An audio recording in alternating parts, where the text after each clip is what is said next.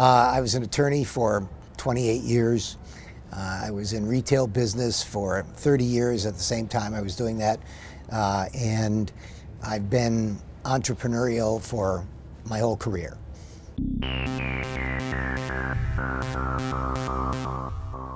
I was looking for opportunities, and there were things out there that indicated you could try this, try that. And when I went in and looked at their program and how it laid out, I thought it was very good. And of course, I'm an ex-New Yorker, so I figured I'm going to go back to Albany and go back there and do the training. And so that was appealing to me as well.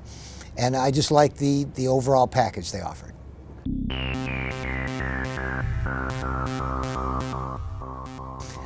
Well, C.C.T.G. is what I went back to get absorbed in and immerse myself in. And it was a week of really brain fatigue. I mean, there's just a lot of information, a lot of different topics, and you're taking copious notes, trying to make sure that you understood what was going on. And at the end of a week of doing that, you really had a good sense of what you needed to do and what your opportunities were.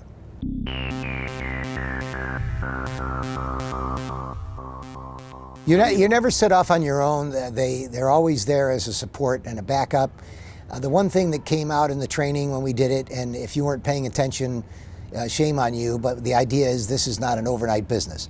This is something that takes time, and you really have to find both ways to get cash, ways to earn your monthly cash flow income, and then you also then learn how to transition into the bigger deals, the high dollar amounts, etc. And so many of the connections you make along the way in the beginning, they don't get you anything. They give you a little bit here, a little bit there. The deal turns out to be bad. So you're actually working your connections over and over and over again. You're expanding on them. And then if I get connected to you, I also want to be connected to your different friends. So you find your way into leads that go many places and then leads that go nowhere. And so it's a work in progress, believe me. And they told us, they said, listen, figure 2 years. And if you are thinking on the short term, big mistake. But you think on the long term, then the results are, and I'm proof of the results. In the very beginning, it was a struggle. There wasn't a lot of money coming in. There were enough deals to keep me going. But 2 years in, my phone is ringing off the hook. I don't have enough capability on my own in order to do the work. I have to farm it out because I've got to get people to help me. I actually have other brokers helping me out. I give them clients and we work them together. So it's something that they tell you that and you say, sure, well, we're going to do this right away. But that's not the case. It really is something you have to work at.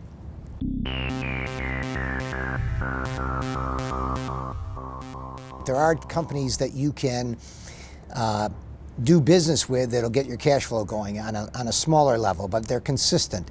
And so you have to find those ways of getting money. There are platforms you can go to where if you don't want to do a lot of work, there's a bridge platform you could go to, and then you could submit all your bridge loans there. But for me, it's a little bit like my background in law. When somebody called up, they said, we have a specific case. You didn't turn them away. You tried to help them, or you took the case. Well, the same thing happens now. People call up and it's equipment lease. Well, maybe you're not big on equipment leases, but you're going to work with them, try to help them out. You're looking for real estate. Those are better deals. They're obviously bigger dollar amounts. But you're always talking about cash flow, lines of credit, all the different business needs that come up. And you want to be involved in that because that business lead leads to something else, which leads to something else. So for me, getting into different deals is not something that I started out and sought, but it's something that you gravitate towards. And once that's found out or discovered, you start getting more and more of that. So examples of that are people that they're in town, they're good clients, and they're developing a new area, a new project. So for example, this was a fast food business. And it was brand new, but it was a master chain fast food business. And then next to it was a bar, and the bar was a big bar. So it was a well-known bar. So there's two big, well-known companies in the same little strip center, and that was a $13 million deal. So the commission on that was substantial. And so as a result of that, you look for that, but at the same time, I go back to the guy who ran the deal, and I say, do you have anything new? Is there anything else going on? Keep me in mind if something comes up. And I know there's going to be something coming up, but it's like you're buying a house. You don't buy a house once a year, every other year. So I might not get another deal for 2, 3, 4 years, but they're such big deals that that's what you want. You get one of those a year, you're gold. And if you don't, then all your other little deals are providing you with all the money that you want.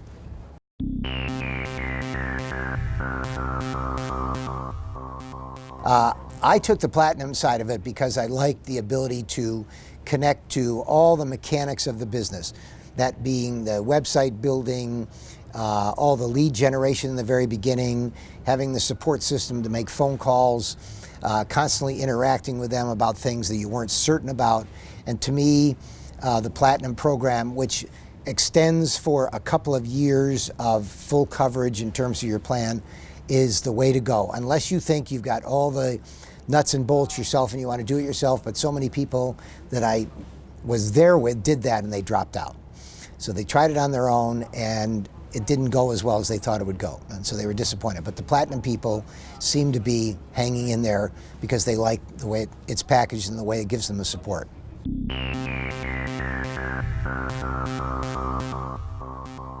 As part of the package, you get 7 to 15 leads a month, and generally you take those leads and, like anything, you expand them. So if I get a phone call from X and they say, hey, saw your website and we're looking to do this, that, and the other thing, and then I say, okay, how did you get my information?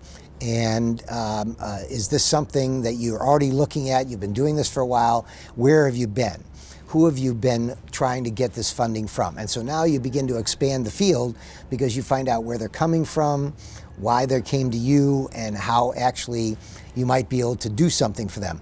But ultimately, probably half the people that come to you are just tire kicking, and a lot of them are not actually looking for a deal. And when you start asking them for paperwork, a lot of times they disappear. So the key is stay professional, stay on top of your game, and always be looking for an opportunity to expand on a lead that you get. To say what percentage of the leads I closed, I would say probably 20%. That might be a good margin of the number I closed that came through the referrals. But more importantly, it gave me access to where else they were looking. And then I was able to expand where I was looking. So I generated leads from their lead generation getting to me.